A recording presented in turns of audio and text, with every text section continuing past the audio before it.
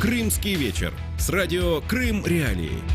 Это «Крымский вечер» на радио «Крым Реалии». С вами Александр Янковский, Катя Некречия. Сегодня в выпуске. Одного из пострадавших во время нападения на Керченский колледж выписали из больницы. В каком состоянии другие пострадавшие? Защита или предательство национальных интересов? Скандал на заседании Украино-Российской комиссии по рыболовству в Азовском море. И есть ли у Киева стратегия возвращения Крыма? Эти и другие темы мы обсудим с гостями эфира. На полуострове слушайте нас ежедневно, ежесекундно на 105,9 FM. Трансляции наших эфиров смотрите на Facebook и YouTube страницах Крым Реалии. Задавайте свои вопросы, комментируйте. У вас есть шанс попасть к нам в эфир и по телефону бесплатному для жителей Крыма 8 800 10 06 926. Номер телефона для жителей материковой Украины 044 490 31 18. И, внимание, с 29 октября время эфира для жителей Крыма нашей программы изменится в связи с переходом Киева на зимнее время. Утренние эфиры будут начинаться в 8:35, а дневные в 13:10, ну а вечерние в 19:30. Ну а теперь мы начинаем.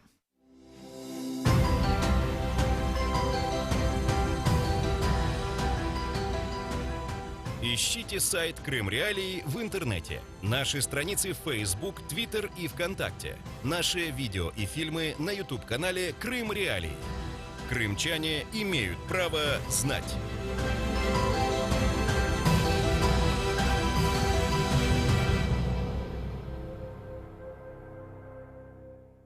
Одного из пострадавших при нападении в Керченский политехнический колледж выписали из детской и краевой больницы в Краснодаре, пишет РИА Новости со ссылкой на Министерство здравоохранения Кубани. По данным ведомства, остальных пострадавших планируют выписать в ближайшее время. Цитирую: «Одного выписали из детской краевой, в ближайшие дни планируется выписать всех детей», сказали в Минздраве России. В ведомстве добавили, что 9 пострадавших из Керчи по-прежнему находятся в первой краевой больнице. Состояние у них разное, тоже врачи занимаются.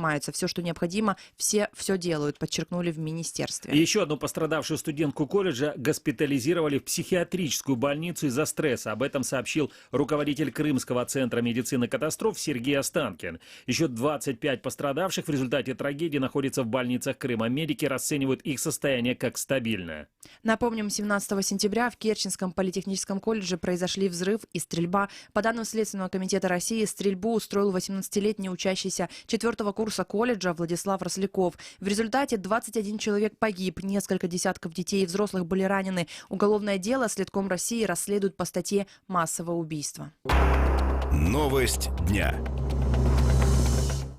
Украино-Российская комиссия по вопросам рыболовства в Азовском море сегодня заседала в Киеве, оказалась в центре скандала. Но обо всем по порядку. Комиссия собирается ежегодно, а агентства по регулированию рыболовства Украины и России сотрудничают на основе договора между правительствами двух стран от 1992 года. По словам народного депутата Украины Рифата Чубарова, на нынешнем заседании комиссия обсудила промысел в Азовском море в 2018 году, вылов рыбных ресурсов, распределение квот по вылову рыбы, проведение научных исследований рыбохозяйственными институтами Украины и России в Азовском море в 2019 году.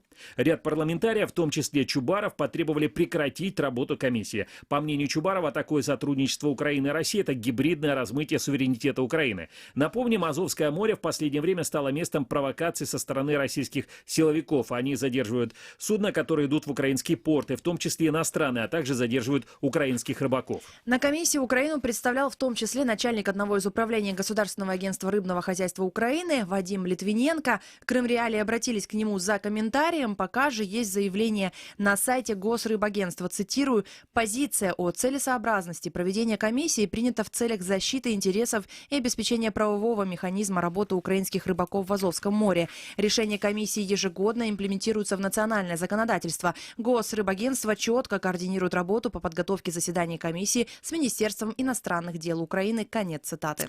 Там дело в том, что возглавляет российскую делегацию на этих переговорах в Киеве господин Игорь Рулев. Это руководитель Азово-Черноморского территориального управления Росрыболовства. Так вот, Игорь Рулев, по словам народного депутата Рифата Чубарова, народного депутата Украины, он посещал недавно Крым. Да, и теперь становится понятным возмущение господина Чубарова по поводу того, что господин Рулев приехал в Киев и свободно, хотя перед этим нарушал государственную государственную границу Украины, то есть заезжал на территорию аннексированного Крыма не через установленные пункты пропуска. Ну а сейчас с нами на телефонной связи Владимир Череповский, глава правления Организации работодателей в рыбной отрасли в Запорожской области, заслуженный рыбак Украины, судовладелец рыбодобывающей компании «Почерк». Владимир, здравствуйте.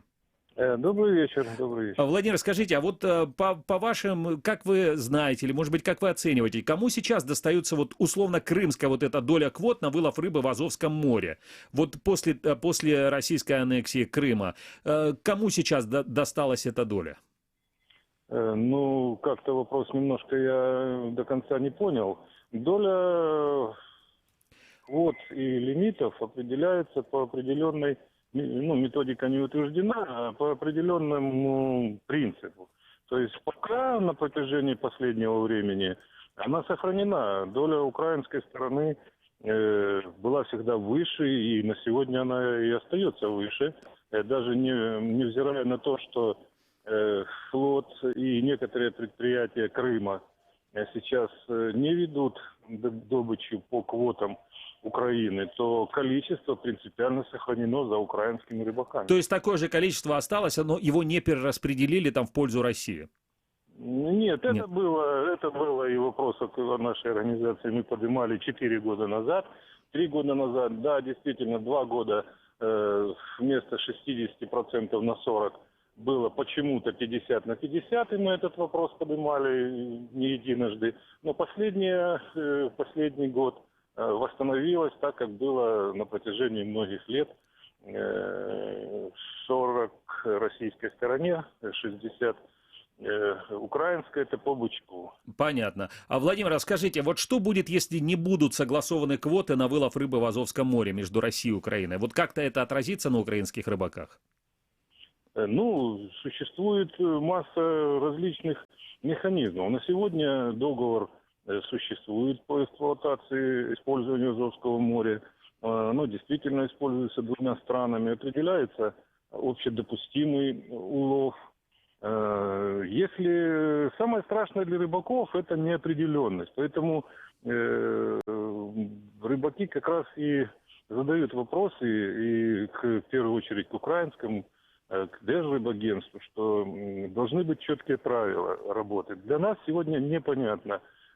Скажем, о том, что они не будут, это неправильно. Украинская наука, например, определила общедопустимые уловы. Держрыбагентство, согласно действующего законодательства, закон про рыбное господарство, промысловое рыбальство та охорону водных биоресурсов, четко определяет своей 30 статьей, вызначая лимиты, тобто это и есть обязанность государства. И я думаю, если страна выполнит свои, так сказать, вызначенные законодательством обязанности, то, наверное, ничего не произойдет. Мое убеждение, это 90%, я убежден, что произойти ничего не может, потому что включится механизм международных отношений. Понятно, спасибо. Владимир Череповский, глава правления Организации работодателей в рыбной отрасли в Запорожской области, заслуженный рыбак Украины, судовладелец рыбодобывающей компании «Почерк» был на прямой телефонной связи со студией радио «Крым Реалия». А мы продолжаем нашу программу. Прямой эфир. НАТО занимается проблемой Азовского моря. Об этом заявил генеральный секретарь Альянса Йенс Столтенберг на пресс-конференции в Брюсселе. Цитирую: «Действия России в Азовском море – это часть ее модели поведения, которую мы видим на протяжении длительного времени, начиная с незаконной аннексии Крыма, нового моста и, конечно, ее дестабилизирующей активности на Донбассе. Украина должна иметь свободные морские каналы сообщения, что, конечно, важно и для кораблей стран НАТО, имеющие торговые отношения с Украиной. Это проблема, которой мы занимаемся». Конец цитаты.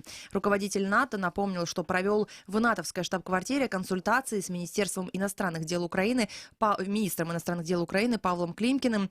Как сообщает корреспондент «Радио Свобода», проблема искусственного блокирования судоходства и милитаризации России Азовского моря на этой неделе находится в центре внимания Европейского парламента. 25 октября депутаты намерены принять соответствующую резолюцию. Но тему ситуации в Азовском море мы продолжим в интервью с гостем студии через 5 минут. А пока к другим новостям. Крым в центре внимания. Пролет железнодорожной части Керченского моста подняли из воды. Напомним, что он уже упал ранее. Об этом сообщили в инфоцентре транспортного перехода. Цитирую: «Металлический элемент пролета на прошлой неделе был разрезан на 5 частей, поднят плавкраном и вывезен на складскую площадку на острове.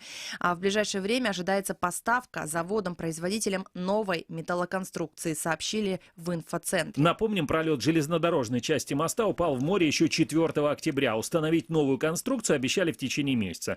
И также напомним, что для проезда легковых автомобилей мост открыли 16 мая, а 1 октября по нему начали ездить грузовики. Железнодорожная часть моста все еще строится. Европейский Союз в то же время ввел ряд санкций против российских компаний, которые строят мост. А украинская прокуратура расследует участие в строительстве украинских компаний.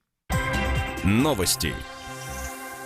Сергей Карпов станет новым главой Российского министерства транспорта Крыма. Об этом сообщает близкое к властям Крыма издание «Крыминформ». По их данным, в ближайшее время российский глава Крыма Сергей Аксенов на рабочем совещании с Карповым обсудит вопросы развития транспорта. Как сообщается ранее, Карпов долгое время работал в Санкт-Петербурге, в том числе руководил территориальным управлением госкомпании «Российские автомобильные дороги». А вот в ноябре прошлого года его назначили руководителем подконтрольного России Государственного комитета дорожного хозяйства Крыма. И сегодня стало известно, что этот комитет российские чиновники Крыма ликвидируют. Он войдет в состав Министерства транспорта. Напомним, что ранее это ведомство подконтрольное Кремлю возглавлял Юрий Овсянников. О его увольнении стало известно 13 сентября. А еще ранее российский глава Крыма Сергей Аксенов неоднократно жаловался на проблемы в организации пассажирских перевозок в Симферополе. По его словам, цитирую: «Ни один из министров транспорта Крыма не сумел организовать работу транспорта на должном уровне». Конец цитаты.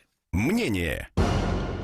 Я напомню, что наши эфиры, прямые эфиры, на которые вы можете дозвониться по номеру телефона 8 810 06 926, они начинаются вот уже в понедельник в 7:35 утра пока что. Так. Но с понедельника следующего, с 29 октября в 8:35 утра по Крыму прямой эфир. Начинается потом в 12:10 еще один прямой эфир. Это в и потом 13:10 уже будет в да? 13:10. Я же объясняю, что нам же еще вот несколько дней жить по старому времени. Да, в связи с переходом на зимнее время. Ну и вот сегодня, например, в утреннем эфире радио «Крым Реалии» обсуждали несколько важных тем, как это происходит каждый день. И это все можно услышать также на сайте Крым Реалии. Так вот, в Армянске в субботу, 20 октября, начали запуск работы завода «Крымский Титан», сообщала пресс-служба Росприроднадзора. Эту информацию Крыминформу также подтвердил российский глава администрации Армянска Василий Тележенко. Он добавил, что для выхода на полную мощность заводу необходимо около недели. Жители Армянска тем временем жалуются на загрязненный воздух в городе, то есть проблема еще существует.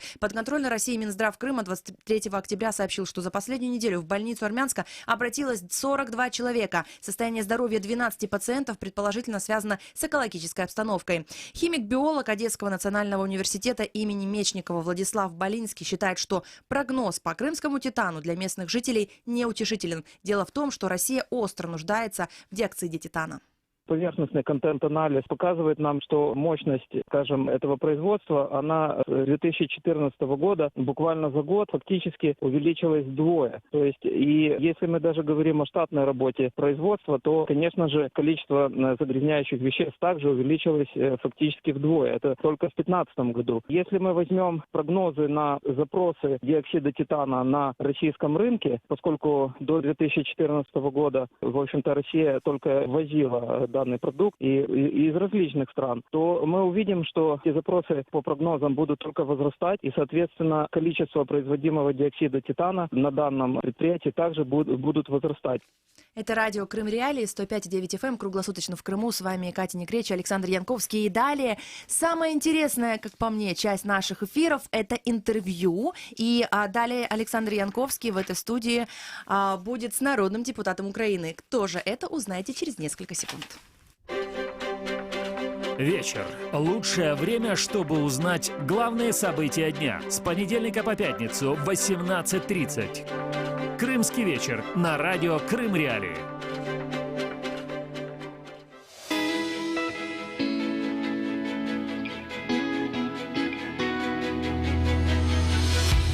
Интервью в эфире радио «Крым Реалии». Добрий вечір, з вами Олександр Інковський. Ви слухаєте радіо Крим Реалії на 105,9 FM. А в нашій студії вже гість, це народний депутат України Іван Вінник. Пане Іване, вітаю вас. Доброго вечора. Народний депутат України, блок Петра Порошенка, секретар комітету з питань національної безпеки і оборони. Ну і не дивно, що ми сьогодні будемо говорити і про національну безпеку, і про оборону України. А почнемо ми от з чого. Ситуація в Азовському морі, розподіл вилову риби і засідання комісії у Києві. 23 жовтня у Києві почалося засідання 30-ї сесії Українсько-російської комісії з питань рибальства в Азовському морі. У середу, 24 жовтня, голова Меджлісу кримськотатарського народу, народний депутат України Ріфат Чубаров на засіданні Українсько-російської комісії з питань рибальства в Азовському морі в Києві повідомив про неприпустимість подібних переговорів, а також вимагав від СБУ негайно видворити з України голову російської делегації, керівника Азово-Чорноморського територіального управління Росриболовства Ігоря Рульова. Пряма мова пана Чубарова. Я вас призываю прекратить эту деятельность. Сидит преступник. Он въехал на нашу территорию, которую оккупировала Российская Федерация. Вы разговариваете с преступником. Мы еще знаем троих здесь. Мы сейчас буквально скоро будут сведения о троих, которые также посещали Крым. Минимум. Вы что делаете? Я не могу 5 лет посетить Крым. Десятки тысяч людей, которые покинули Крым. Они убивают, похищают наших людей. Более 70 человек сидят в тюрьмах, брошенных Российской Федерацией. Вы приглашаете дипломата российского посольства, вы сидите с преступником. Неужели вы думаете, что украинское общество вам это простит? Я вас призываю, я не могу вам запретить, я вас призываю немедленно прекратить это сборище с преступниками. Это не заседание комиссии, это сборище. Преступник напротив вас. Нагадаю, що це були слова Ріфата Чубарова, народного депутата України, і глави Меджлісу кримськотатарського народу. В нашій студії Іван Вінник, народний депутат України, блок Петра Порошенка, секретар комітету з питань національної безпеки і оборони. Пане Іване, а ваша думка, що робити з цією комісією? Стан україно-російських відносин, очевидь, не передбачає такі формати дружніх консультативних заходів. Присутність на цьому заході осіб, які з високою долею вірогідності незаконно відвідували окуповану територію українського Криму, взагалі не зрозуміло, яким чином вони потрапили на територію України. Факт того, що дійсно ціла низка державних службовців і народних депутатів України просто заборонено в'їзд на територію окупованого Криму, безумовно, Україна має право на дзеркальні заходи. Окрім того, ми безумовно розуміємо, що державні службовці, які з боку України приймали участь в цьому заході, мусять бути перевірені Службою безпеки України, контррозвідкою в частині можливих потенційних ризиків співпраці з країною-агресором. Ну а головне, в контексті наявних зобов'язань як державних службовців виконувати присягу на вірність народові і Конституції України, я вважаю, що мусить бути призначена відповідна службова дисциплінарна перевірка. І якщо якісь факти, які можуть, вочевидь, говорити про якусь форму недозволеної співпраці, будуть з'ясовані, такі особи мусять отримати або дисциплінарне, або інші форми стягнення. Але з іншого боку, да, ця комісія, вона засідає, це вже 30-те засідання, ну щороку відбувається засідання такої комісії. Чи взагалі Україні потрібно і надалі співпрацювати з Росією щодо розподілу квот на вилов риби в Азовському морі? Азовське море зараз стає плацдармом для повноцінної економічної війни, яку Російська Федерація започаткувала проти України. Системно затримуються суда не тільки під українським прапором, а під іноземними прапорами, які йдуть в українські порта в Маріуполі і в Бердянську. В таких умовах, безумовно, питання вилову риби як компоненти економічних відносин між двома країнами, дружніх, до речі, і як це подається цією комісією, яких зовсім геть немає наразі, абсолютно неприйнятні. Зрозуміло. Добре, сьогодні також стало відомо про те, що Європейський Союз готує проект резолюції, яку мають проголосувати завтра. І політичні фракції Європейського парламенту, вони підготували таку резолюцію спеціально про Крим. І в ній, зокрема, зазначається, що Чорне море належить Європі, яка не хоче бачити нового військового нагнітання по сусідству, тому ЄС буде далі тиснути на Росію. Азовське море. В повідомленні, власне, йдеться про Чорне, оскільки це більше, да? Тобто, і далі тиснути на Росію, щоб примусити її повернутися до поваги міжнародного права. А, власне, да, це відбувалося під час обговорень у Європарламенті ситуації в Азовському морі, яка І це зробила голова Європейської дипломатичної служби Федеріка Могеріні. І сьогодні ж стало відомо, що готується навіть спеціальна посада, чи спеціальний буде уповноважений Європейського Союзу щодо питань Азовського і Чорного моря. А що зможе такий уповноважений, якщо знаєте? Ну, по-перше, ширше, напевно, повноваження все ж таки. І лунають пропозиції, що уповноважений мусить бути з питань окупованих територій в Донецьку і в Криму. Безумовно, це буде стосуватися і акваторій, прилеглих до окупованих територій, зокрема і Чорного, і Азовського моря, їх використання спільно як Україною, так і Російською Федерацією, так і, власне, іншими країнами в порядку міжнародного права. Що стосується, що буде далі, ну, по-перше, завтра ми очікуємо розгляд проекту резолюції стосовно саме агресії Російської Федерації в Азовському морі. Фактично це превентивний захід цивілізованого світу, який реалізується перед тим, як вже примусові заходи починають реалізовуватися. Мова йде про санкції. Традиційно резолюції, які мають дипломатично-політичний рекомендаційний характер, розглядаються. Якщо потім рекомендації таких резолюцій не виконуються країною, починається вже система примушення до миру у вигляді санкцій. Тому Росія мусить думати, що буде після цієї резолюції. Вочевидь, вона буде ухвалена в тій редакції, яка цікава не тільки Україні, а й Європі в цілому, тому що агресивна політика Російської Федерації, вона турбує не тільки українців. Я тут знайшов, що значить, це необхідність призначення спеціального представника ЄС питань Криму і Донбасу. Да? Тобто, нарешті, і Європа пішла тим самим шляхом, приблизно як до цього, який пройшли Сполучені Штати Америки, коли призначили спеціального представника. А що зможе зробити такий представник? Що буде в його повноваженнях? Як він зможе вплинути на ситуацію? Ну, традиційно сучасний державний і міждержавний менеджмент по окремих резонансних питаннях, тих рішень, координувати заходи, які треба вчинити для того, щоб досягнути мети. А в даному випадку мета є звільнення окупованих територій і отримання Україною відповідних компенсацій, репарацій за нанесені матеріальні та нематеріальні збитки. Зрозуміло. Іван Вінник, народний депутат України, в нашій студії. Пане Іване, а скажіть, будь ласка, а хто в Україні така особа від... Європейський Союз він може призначити. Ми знаємо, що там є Курт Волкер, наприклад, у США. А хто в Україні відповідає? Є така відповідальна особа за Крим? Я негативно оцінюю діяльність Міністерства закордонних справ в уряді Гройсмана в частині забезпечення державних інтересів саме на дипломатичних фронтах. Всі успіхи, які сьогодні Україна досягнути, це особисті успіхи президента Порошенка, який має широкий дипломатичний досвід в зв'язку з попереднім досвідом державної служби, яку він мав.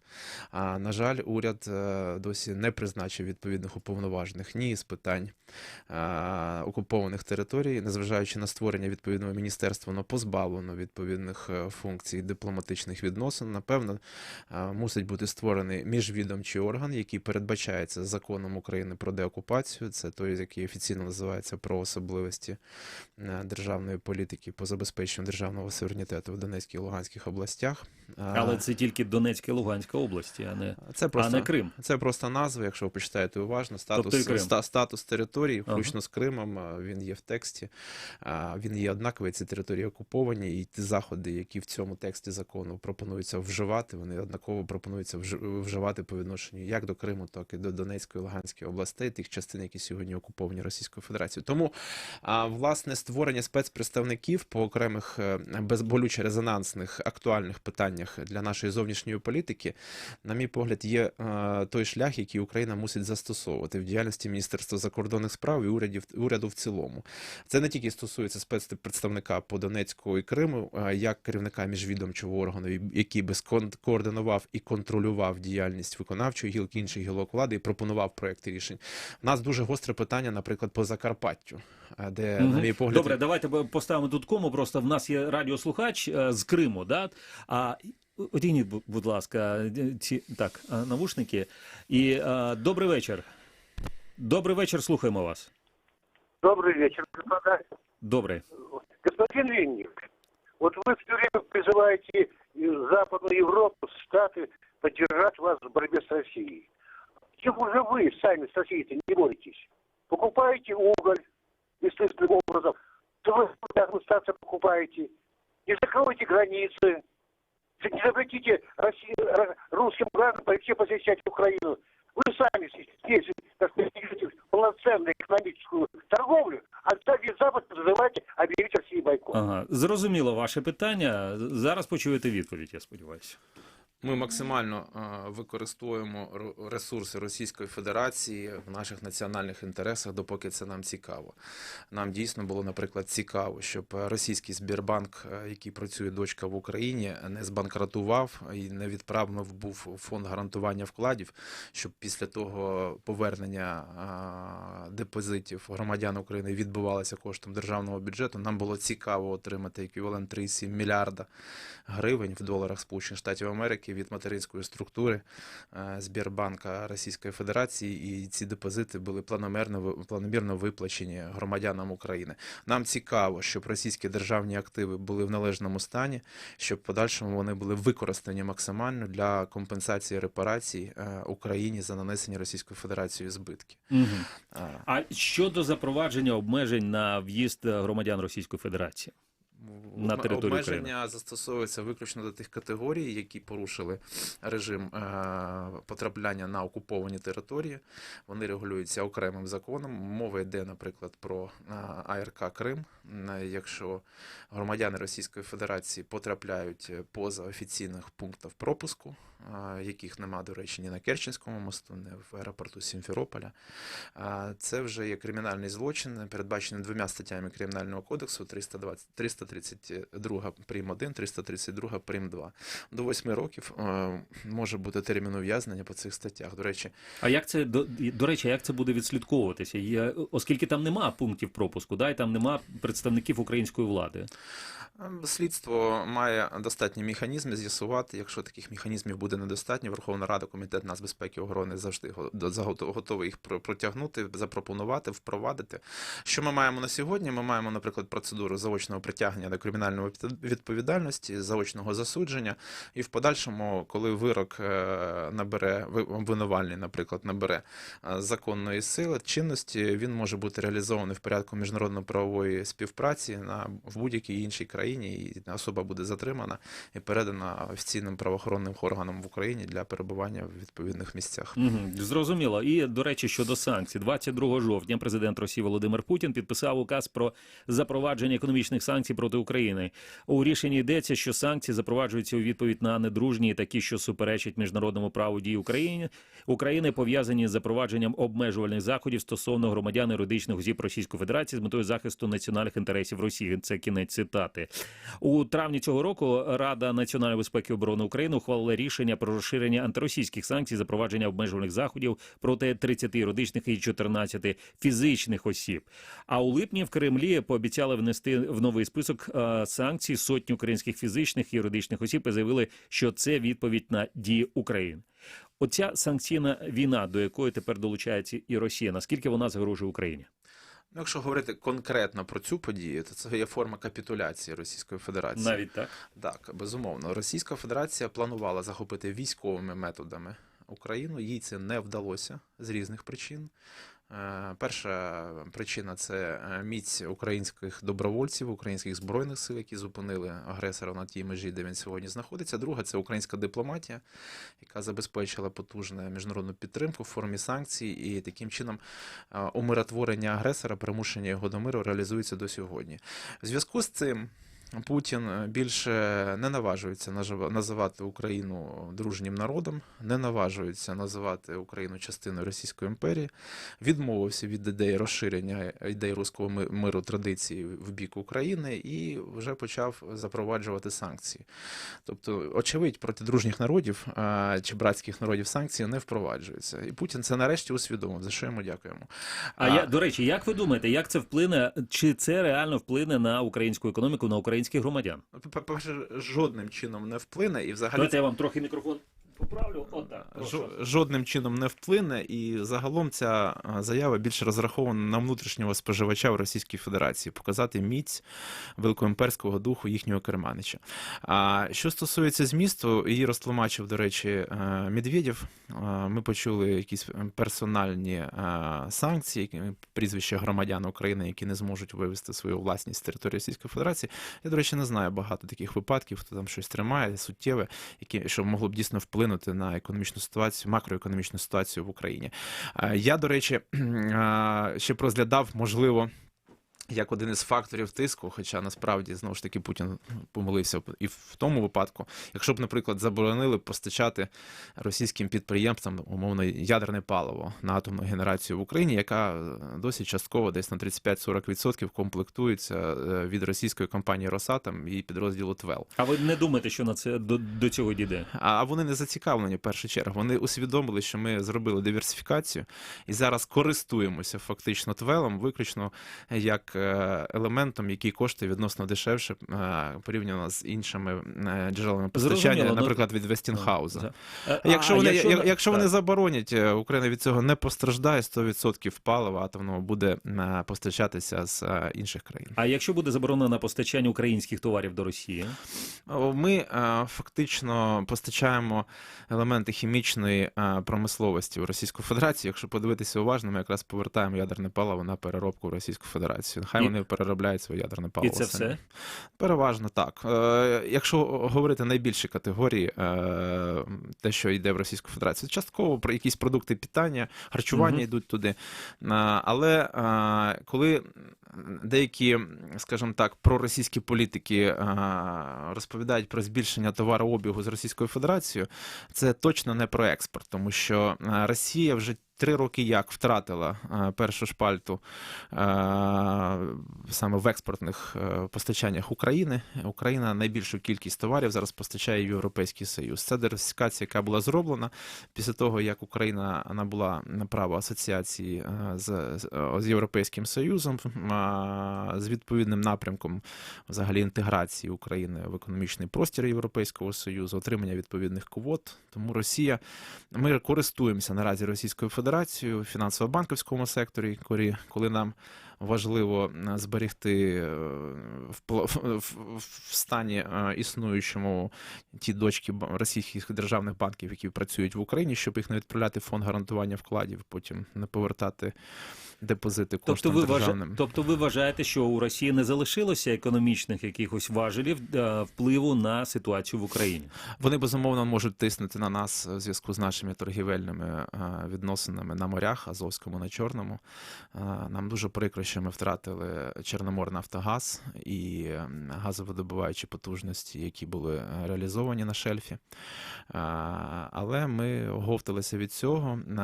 Далі, що нас дуже турбує, це наразі проект «Північний потік-2», Nord Stream 2, який зараз реалізується спільно з Німеччиною, тому що Росія подає його як суто економічний, насправді це не так. Головна мета створення цього проекту – це диверсифікувати постачання газу в Європу з метою, щоб Україна втратила свій транзитний потенціал, який насправді є сьогодні засадою нашої національної безпеки. Тому що Європа, хоче вона того чи не хоче, зобов'язана підтримувати Україну, тобто в тому числі шляхом санкцій, у зв'язку з тим, що через Україну транспортується до 100 мільярдів кубометрів російського газу в Європу. Якщо не буде цього транзиту, якщо буде добудований другий цей північний потік, що тоді станеться? Це наражає на нас, напевно, небезпеку, перш за все, в військовій сфері, тому що Росія може почати себе проводити більш агресивно, вони мають потужну армію, і ми це чітко усвідомлюємо. В економічній сфері Україна, безумовно, ризикує втратити $2 мільярда платежів за транзит, які ми сьогодні отримуємо від Російської Федерації, з тенденцією до збільшення, тому що стокгольмський арбітраж системно стає на бік України в частині зміни умов контракту, підписаного ще в 2009 році. Якщо говорити про безпеку України, власне, чи залишається загроза військового вторгнення Росії на територію України? Загроза військового вторгнення чи військової агресії з боку Російської Федерації залишається і є, і, на жаль, можливо, і буде не тільки по відношенню до України, а по відношенню до будь-якої країни світу. Росія дозволяє собі погрожувати навіть Сполученим Штатам Америки, Європейському Союзу. Росія дозволяє собі проводити відверті провокаційні військові навчання. Згадайте, хіба влітку відбувся відповідні навчання в Білорусі, Захід 2018, здається, так вони називалися, де провокативно абсолютно проводилося інсценування створення так званого Сувальського коридору. Це межа між Литвою і Польщею в бік Калінінградської області. Тому це абсолютно провокативний захід, і зрозуміло, чому Польща зараз будує постійно діючу американську базу на своїй території, і не треба дивуватися, що після таких саме заходів Польща вживає відповідні речі на захист своєї оборони та національної безпеки. Зрозуміло. А далі ми долучимо до нашої розмови Ігоря Романенка, заступника начальника Генерального штабу Збройних сил України в 2006-2010 роках. Пане Ігоре, вітаю вас. Я вас також вітаю. Таке питання. Як ви оцінюєте, наскільки велика загроза російської агресії з боку Азовського моря? Ну, із того, що ми бачимо, що відбувається, починаючи з анексії Криму, з побудови автомобільної частини так званого Кримського мосту, ми бачимо, що вони нарощують зусилля, нарощують свій військовий потенціал. В акваторії Азовського моря завели вже до 40 кораблів бойових, суден, катерів, причому катерів ракетних, декілька катерів з Каспійського моря. Це саме ті, які пускали ракети до Сирії, тобто відповідно дальності вони спроможні доставати до багатьох об'єктів України. І все це вже зосереджено іми і готується, проводиться навчання і так далі. Тобто це абсолютно реальна загроза, на яку треба реагувати. Тому ми формуємо військово-морську базу, тому ми заводимо свої катери, тому ми готуємо повітряну компоненту в Азовському морі, сухопутну компоненту і так далі. Зрозуміло, дякую. Ігор Романенко, заступник начальника Генерального штабу Збройних сил України, в 2006-2010 роках був на прямому телефонному зв'язку зі студією Радіо Крим Реалі. Повертаємося до студії. Іван Вінник, депутат Верховної Ради України, фракція Блоку Петра Порошенка в нашій студії.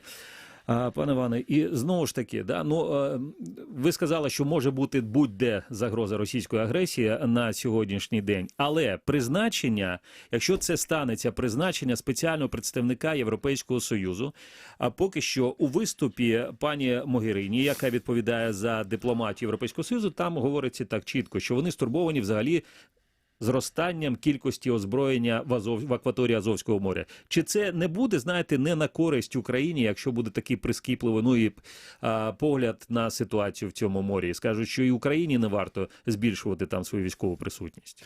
Ну, знаєте, на Європі взагалі емоційно складно дотримуватися санкційної політики, яку пропонує Україна і підтримують Сполучені Штати Америки. Чому складно? Тому що Європа, Німеччина, Франція, ключові країни, які приймають або значний вплив мають на прийняття рішення в Європі, вони зацікавлені в економічній співпраці з Російською Федерацією. Ну, це не дивно. Ми бачимо позицію Німеччини, яка, попри всі очевидні недоліки для національної безпеки, саме Північного потоку-2, продовжує його будувати. Чи Франції, яка так само займає позицію, що треба знайти можливість пом'якшити принаймні санкції. Тому факт того, що з боку Європейського Союзу ми чуємо про такі дипломатичні пропозиції впровадження подібних представників, говорить, що все ж таки Україна і наші партнери Сполучені Штати Америки і НАТО в цілому, ми рухаємося в правильному напрямку підсилення силової компоненти і Європи, і України, зокрема, тому що в сучасному світі дипломатія неможлива без силової компоненти, вона не може бути успішною. Цю теорію впровадив, до речі, Путін, але ми змушені з нею рахуватися, тому що це агресивний наш сусід, і не тільки наш, Європейського Союзу, зокрема. Зрозуміло. Зараз, де-факто, Крим, вже 4,5 роки контролює Росія. І, власне, за 4,5 роки чи з'явилася в Україні стратегія повернення Криму? Я не буду говорити за всю Україну, я можу сказати свою думку з цього приводу. У нас є дві території, які окуповані. Це Донецька, Луганська область, ті частини, де знаходяться зараз російські окупаційні війська адміністрації, і це, власне, Крим. Вони мають однаковий статус. в нашому законодавстві, в нашій системі права. Це території окуповані Російською Федерацією. Це регулюється законом про деокупацію. Але, на мій погляд, стратегія звільнення цих територій різна. Різна, тому що ставлення Російської Федерації публічне, дипломатичне до цих територій різне. Росія декларує, що їх немає в Донецьких і Луганських областях, водночас Росія вважає Крим частиною Південного федерального округу, тобто частиною Російської Федерації. І зовсім інше правове регулювання всередині Росії і зовсім різні військові відповіді можна побачити в цьому контексті. Давайте окремо на кожній зупинимось. Що стосується Донецьких і Луганських областей, тих частин, які зараз окуповані. Власне, Путін заходив на цю територію з легендою про необхідність захистити російськомовне населення. Так він, здається, взагалі туди не заходив, якщо ми подивимося офіційні виступи Путіна. І нема там росіян. Про це каже Путін. Путін згодився, що там є російські громадяни. Путін згодився, що там є російські найомники, які поїхали захищати російськомовне населення, яких позбавили можливості участі в політичному процесі. Це легенда, пропагандистська легенда, яку продали світу, на якій досі тримається російська пропаганда. І за відсутністю військової відповіді на підтримку України з боку підписантів Будапештського меморандуму ми змушені використовувати ті інструменти, які в нас є.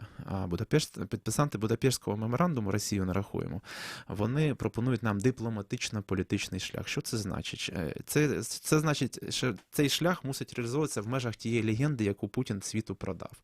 Що ми можемо зробити? Ми можемо наполягати на миротворчій місії без участі Російської Федерації, яка замістить російські окупаційні війська, яка припинить діяльність російських окупаційних адміністрацій, натомість будуть створені перехідні військові адміністрації на підставі закону про військові цивільні адміністрації. За пропозицією Волкера в них можуть працювати представники ОБСЄ та представники Генерального секретаря Генеральної асамблеї Організації Об'єднаних Націй. Українські прикордонники зі Збройними силами вийдуть на державний кордон.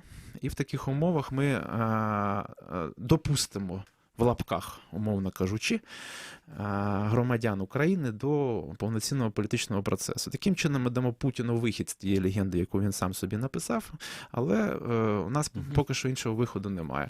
Ми проведемо вибори, будуть сформовані органи місцевого самоврядування, суто по українському закону, ніяких змін в Конституції, ні в чинне законодавство вноситися не буде, і на цьому конфлікт буде вичерпано. Зрозуміло. А щодо Криму? По Криму ситуація геть інша. Для того, щоб Україна поновила свій контроль над своєю територією в Криму, нам треба чекати, допоки внутрішня ситуація в Федерації, Російській Федерації, я спеціально наголосив на державному адміністративному устрої, похитнеться. А вона точно похитнеться. А чому ви так впевнені? Я впевнений з огляду на практику холодної війни і санкцій, які свого часу були застосовані проти Радянського Союзу, яка призвела до повноцінного розпаду Радянської імперії. Те саме трапиться з Російською Федерацією. І ми, до речі, вже зараз бачимо, що окремі федеративні суб'єкти заявляють свої права на самоідентифікацію та незалежність. Ми це бачимо особливо по Північному Кавказу, ми бачимо це по території Середньої Росії, де проживають компактно татарські етнічні меншини, національні. Ми бачимо ситуацію загального внутрішнього невдоволення в зв'язку з ідеєю пенсійної реформи, збільшення пенсійного віку. Це вже викликало зменшення рейтингу Путіна до 38%, що в умовах тоталітарного режиму, який там є надзвичайно кричущим низьким результатом. Тому як тільки федерація почне розпадатися на федеративних суб'єктів, Україна зобов'язана вжити відповідних заходів, передбачених статтею 4 закону про деокупацію, де в пункті 1 написано, що території мусять бути звільнені, в подальшому реінтегровані. Зрозуміло, але які ви... Я завжди запитую, які, знаєте, такі в роках, як можна це порахувати, коли це може статися? Будь-яка війна закінчується не датою, а подією. Подією в розумінні України є перемога. Перемога в розумінні України – це є звільнення території. І це навіть не державна позиція, це громадська позиція. Тому що я хочу нагадати, що в 2014 році держава була не здатна захистити українських громадян 5 тисяч боєздатних військових. Це була наша армія, коли була оголошена загальна мобілізація. Путін саме на це розраховував, але український громадянин вишукувався в чергу до військкоматів. Так само, зокрема, я зробив в Голосіївсько-Печерському військкоматі. І український доброволець дав відповідь, що ми не налаштовані на будь-які форми капітуляції з метою припинення війни, а українці налаштовані на перемогу як форму закінчення війни. Тому подія, війна закінчиться українською перемогою. І інше, будь-яка державна влада з будь-якими іншими стратегіями реалізувати це не зможе. Розуміло, дякую. Іван Вінник, народний депутат України, Блок Петра Порошенка, секретар Комітету з питань національної безпеки і оборони, був гостем нашої студії, а ми продовжимо нашу програму за декілька секунд. Как обойти блокировку Крым Реалии? Не удается получить доступ к сайту Крым Реалии? Скачайте и установите программу «Псифон» через поисковик на компьютер или смартфон. Когда соединение установится, заходите на нужные сайты через обычный браузер. Крым Реалии. Крымчане имеют право знать.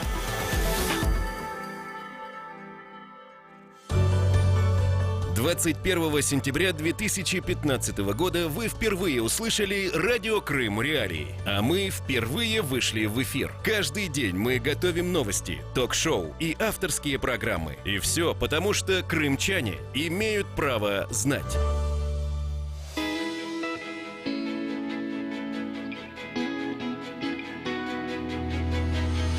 Крымский вечер с радио Крым Реалии.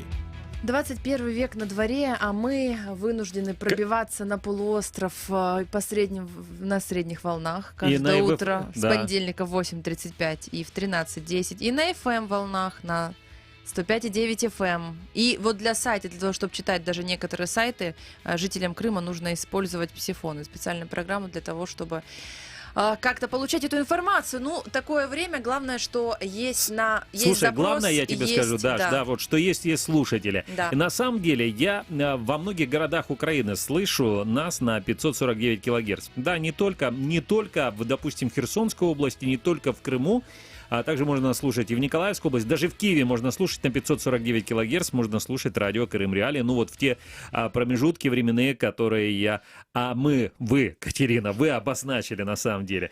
И звук, я вам скажу, радийный. По радио он слушается гораздо лучше, он такой теплый, ламповый, не то, что вот там в интернете, в этих ваших новомодных интернетах. Но тем не менее, эти ваши вообще интернеты, вот они, у нас есть зрители в Ютубе, что там комментируют? В Фейсбуке. Ну, что сказать, как обычно, темы свои, да, скажем так. Вот тут и Google звучит. Опять-таки, кто-то должен обязательно писать, что Крым, мы Россия, что Крым — это Россия. Это они так пишут, да? Да, там есть вот такие люди, что постоянно надо об этом вспомнить. А кто-то обязательно напишет, что Крым — это Украина. Это вечный спор, который длится уже практически 5 лет. Да. Ну что ж, радует только в этом споре только то, что мы не оставляем равнодушными наших радиослушателей, самых разных радиослушателей.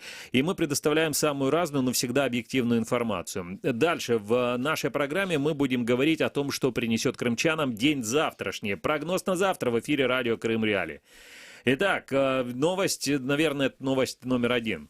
Решили, все-таки, знаете, вот, Екатерина, если вы не знали, то теперь будете точно знать, что можно дарить чиновникам. Все наши слушатели-чиновники должны сейчас напрячься и внимательно слушать, что же можно им дарить. Правительство соседней России одобрило список разрешенных подарков. Об этом пишет издание СНОП. Сейчас законодательство России разрешает дарить госслужащим и должностным лицам любые подарки, если их стоимость не превышает 3000 рублей. Если законопроект примут, служащим можно будет принимать подарки только в виде полиграфической продукции с логотипом государственного органа, органа местного самоуправления, организации и только в связи с протокольными и другими официальными мероприятиями. Также позволят принимать цветы. Но с логотипом или без, я не знаю. Но к перечню допустимых также предлагают отнести ценные подарки, которые вручают в качестве поощрения награды как от организации, в которой одаряемый занимает должность, так и от других организаций. Еще законопроект предполагает, что если служащий получит подарок, отсутствующий в списке разрешенных, он должен будет сообщить об этом своему работодателю. говорю: Иван Иванович, мне там вот в подарок принесли $100 000, сообщаю вам. Или банку красной икры, сообщаю вам. А ну-ка несите сюда. Да, не, банку оставьте, а вот как бы вот денежные знаки, вот подарочные денежные знаки можете принести. Ну, в общем, такие презенты автоматически признают федеральной собственностью или собственностью субъекта федерации. Мне так прямо и видится, как чиновники российские выстроились в очередь с этими подарками декларировать, ну, которые им подарки приносят люди за решение тех или иных вопросов. К нам тут пишут про 549 АМ, и вот пишут, что есть эфир, да, украинскую мову на украинском языке, и это не мы. Да, 549 АМ — это первый канал украинского радио. И, собственно, как начался проект радио Крым Реалии, когда первый канал украинского радио, мы стали партнерами, и он дал нам полчаса эфира, там, утром, вечером, и сейчас мы тоже с ними сотрудничаем. Да, выходим в 7:35 и в 12:10 на частоте 549 килогерц. А с понедельника, с 29 октября, слушайте нас на этой частоте в 8:35 по крымскому времени и в 13:10. Вот можно будет нас слушать на этой программе. Есть у нас, кроме вот такого партнера прекрасного, еще есть 24/7, своя радиостанция, своя частота, 105,9 FM, это очень важно. Где вы можете услышать вот такие новости. В Севастополе при сносе пивного ларька обнаружился подпольный туалет. Об этом подпольный. Вы слышали когда? Вы ходили когда-нибудь в подпольный туалет? Нет, я знал, конечно, что Севастополь, он как-то, знаешь, очень радикально отличается от других крымских городов. Ты же на улице в общественный туалет заходишь, ты же теперь, получается, не знаешь, он подпольный или нет. Или надпольный. А это смотря как вас туда проводят, понимаете? Если как бы вы какими-то путями... Ну, рассказывай, уже заинтриговала. Рассказывай, что же там с этим подпольным туалетом. Так вот, об этом заявил начальник Главного управления потребительского рынка и лицензирования Вадим Кирпичников. Пишет Новый Севастополь, цитирую: «Чего только не обнаруживается при демонтаже незаконных торговых павильонов, установленных в начале 90-х годов. Бывают бетонные подушки на полметра в глубину». То есть, понимаешь, да, это фундамент такой вот бетонный, который там на полметра в глубину, а якобы ларек был такой временный. Ну, хорошо, да. То есть, все-таки его основательно строили, да? Это все господин Кирпичников в прямом эфире гостелеканала X говорил. Ну, интересно, какого ГОС. Ну, ладно, хорошо, дальше. Он отметил, что когда в районе по улице Хрусталёвой коммунальщики подняли краном заброшенный пивной ларек, то на этом месте обнаружился красивый кафельный постамент с унитазом с незаконной врезкой в городскую канализацию. У департамента, все цитата, у департамента городского хозяйства никаких документов относительно инженерных сетей этого объекта не было, пояснил Кирпичников. Он уточнил, что незаконная врезка в канализацию просуществовала 15 лет. Вот. Напомним, что с 1 августа Кирпичников заявил о том, что с начала года в Севастополе демонтировали более чем 370 незаконных торговых объектов. 11 мая российское правительство Севастополя выделило на демонтаж более 1000 ларьков, 20 миллионов рублей. То есть смотри, главное в этой новости вот что. Главное в этой новости то, что незаконная врезка в канализацию была заглушена. То есть не то, что он не говорит о том, что туалет ликвидирован, он говорит, что заглушили. То есть теперь я не знаю, куда все это будет деваться, вот эти все стоки. Ну, наверное, так даже лучше, как сказали. Непонятно, кто был клиентом этого туалета, кто туда ходил, не ходил, или закрыто уже все было. Может, кто-то забыл просто унести с собой. Оставил ларек и... Вот, наверное, теперь жители и гости Севастополя скажут спасибо господину, как его там, Кирпичникову, скажут спасибо за прекрасное детство и станцуют танец чечетку в поисках туалета. Ну а теперь о высоком, теперь о культурном. Российский глава Крыма господин Аксенов предлагает присвоить аэропорту Симферополя имя художника-мариниста Ивана Айвазовского. Об этом он написал в соцсети Facebook. Не Айвазовский, а Аксенов написал в соцсети Facebook. Теперь цитирую. «Проголосовал за то, чтобы Симферопольский аэропорт был назван в честь Ивана Константиновича Айвазовского. На мой взгляд, фигура Айвазовского является символичной для многонационального Крыма», написал Аксенов. Он считает, что архитектура и название Симферопольского аэропорта созвучны творчеству великого земляка. Ранее господин Аксенов родился вообще в Молдове родился. Почему для него господин Айвазовский является земляком? Это интересно. Но хорошо, дальше. Значит, напомним теперь, ранее в Крыму утвердили список из 10 имен, которые могут быть присвоены аэропорту Симферополь. В список, кроме Айвазовского, вошли российская императрица Екатерина II, поэт и переводчик Максимилиан Волошин, российский адмирал Павел Нахимов, основоположник виноделия в Крыму князь Лев Голицын и так далее, и так далее, и так далее. Даже Дмитрий Менделеев, вот, например, да, тот, который таблицу свою изобрел и говорят, что придумал формулу водки, и писатель Александр Грен. Но, ну вот видишь, как бы господин Аксенов считает, что должен необходимо имя Он же Айвазовского. сказал, подождите, Аксенов сказал, что он хочет, чтобы именем земляка его было названо. Может, он не имел в виду Айвазовского. Может быть, кого-то другого. Может, это просто, знаете, можно именем Айвазовского назвать, а можно именем моего земляка. Да, хорошо. Что у нас тут еще? Что у нас еще интересно? Еще, ну, господин Аксенов старается, потому что он попадает постоянно к нам в эфир. Ну вот, он призвал крымчан становиться лидерами России. Об этом пишут РИА Новости Крым. Речь об участии в конкурсе управленцев «Лидер России». Собственно, в обращении своем господин Аксенов на сайте Российского совета министров Крыма призывает крымчан принимать участие вот в таком конкурсе. Но еще в Крыму снимут рекламу для российской армии. Об этом пишут «Известия». Минобороны России начинает создание фильмов, рекламирующих службу по контракту. Основные эпизоды будут сниматься где бы, конечно, их вообще еще и снимали. Конечно же, в Крыму и в Севастополе на ракетном крейсере «Москва». Я уже вижу эту рекламу, в принципе, такая черно-белая, такие солдаты идут такие и говорят: вступай в оккупационную армию. Где-то, наверное, приблизительно так будет. Оккупировали Крым, поехали как бы с нами, как бы будем оккупировать другие территории. Ну, еще одна важная новость. В Симферополе задержали банду велосипедных воров. Это как-то связано, наверное, с рекламой российской армии. А тут же все, знаете, новости перетекают одна в другую, и все действительно может быть связано. Дело в том, что в дежурную часть полиции города обратилось несколько потерпевших. Граждане сообщали, что из подъездов домов, где они проживают, похищали велосипеды. То есть они не на велосипедах, они похищали велосипеды. А я себе уже представила картинку. Полиция задержала 18 и 23-летних граждан без определенного места жительства. Один из них ранее судимый за имущественное преступление, рассказали в пресс-службе. Со слов задержанных, похищенные велосипеды они сбывали на рынках, а деньги, полученные от продажи, тратили на еду и спиртные напитки. Так вот, я думаю, что этим молодым людям Сергей Аксенов уже призывал принимать участие, становиться лидерами России. Это вот самая прямая новости, дорога. Или же, да, сняться в рекламе для российской армии прямо на этих велосипедах. Ну а сейчас в нашей студии Станислав Юрченко с самыми актуальными материалами сайта Крым Реалии. Слушайте радио Крым Реалии на средних волнах. Частота 549 кГц в 7:30 утра и днем в 12:10. Теперь мы с вами 24 часа в сутки, 7 дней в неделю. Радио Крым Реалии 105,9 FM. Крымчане имеют право знать.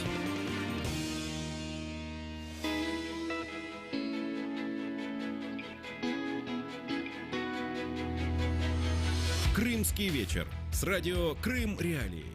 Открывает наш сегодняшний топ-обзор мировой прессы от нашей коллеги с Радио Свобода Людмилы Ваннек. Мировая пресса. МВФ поможет президенту Украины в деле перевыборов. Какие уроки из истории Пола Манафорта по лоббированию в Украине прежнего режима Януковича должен вынести Европейский Союз? Этот вопрос ставит автор статьи в издании Observer. А агентство Bloomberg пишет о том, как предварительное соглашение между МВФ и Украиной может помочь украинскому президенту Петру Порошенко в избирательной гонке. А британская рок-звезда Стинг выразил требования относительно своего шоу в Киеве 14 ноября. Никаких вип-зон. Заходите на сайт Крым Реалии и узнавайте подробности этой публикации. На втором месте материал Каролины Дерьяевой и Виктории Веселовой. Урок силы с трагическим экзаменом. Кто готовил керченского стрелка? Уже неделю наш топ не покидают материалы о керченской трагедии. На этот раз Крым Реалии выяснили, что подозреваемый в расстреле керченского политеха Владислав Росляков за 3 месяца до трагедии прошел подготовку в Крымском центре эгида Плюс. Этот центр обучает правилам безопасного обращения с оружием и профессиональной подготовки частных охранников. Сотрудники эгиды Плюс — выходцы из силовых структур Крыма, которые по лицензии российского Минобраза полуострова имеют право работать с образовательными учреждениями. Почитать и посмотреть материал можно на сайте Крым Реалий. Третье место принадлежит новости «Они убивают наших детей». Чубаров требует от СБУ выдворить из Украины главу Российской рыбкомиссии. Председатель Меджлиса татарского народа Рифат Чубаров на заседании Украинско-российской комиссии по вопросам рыболовства в Азовском море в Киеве сообщил о недопустимости подобных переговоров, а также потребовал от СБУ незамедлительно выдворить из Украины главу российской делегации, руководителя Азово-Черноморского теруправления Росрыболовства Игоря Рулева. На данный момент Крым Реалии пытается получить комментарий от начальника управления охраны водных биоресурсов, регулирования рыболовства Украины Вадима Литвиненко. Так что заходите на сайт Крым Реалии и следите за дальнейшим ходом событий. А вот 4-е место, безусловно, должно порадовать Александра Янковского. Ведь именно его интервью с главным редактором радио НВ Валерием Калнышем «Украине нужно готовиться к деоккупации Крыма» заняло это 4-е место. На самом деле радио Крым Реалии — это украинское... Извините, да, я сейчас не про радио Крым Реалии, радио НВ, потому что это было интервью в эфире радио Крым Реалии с главным редактором радио НВ. Так вот, вот радио НВ начало вещание летом этого года на территории аннексированного Крыма, с той же самой башни, с которой и мы вещаем. И на самом деле мне было интересно, насколько часто в эфире радио НВ возникает вообще крымская тема. Оказалось, да, действительно часто. И звонят люди, и пишут им люди тоже, и обсуждают крымские темы. Правда, говорит, у людей есть рецепты абсолютно на все... В общем, есть ответы на все вопросы. Как у таксистов. Да. Хорошо. И все же успеем мы 5-е место. Это тоже новость. НАТО занимается проблемой Азовского моря. Столтенберг. Дестабилизирующее поведение России на Азовском море является причиной тревоги для стран Союза НАТО, которые держат эту проблему в своем поле зрения, сообщил генеральный секретарь Североатлантического альянса Йенс Столтенберг. Таким был топ-5 по версии наших дорогих читателей на сегодняшний день. И завтра вы уже можете повлиять, и топ-5 будет другим. Заходите на сайт Крым Реалии, читайте, смотрите, слушайте. Александр Янковский, Стас Юрченко, Катя Некречи. Мы с вами 24 часа в сутки. Не забывайте об этом. До встречи.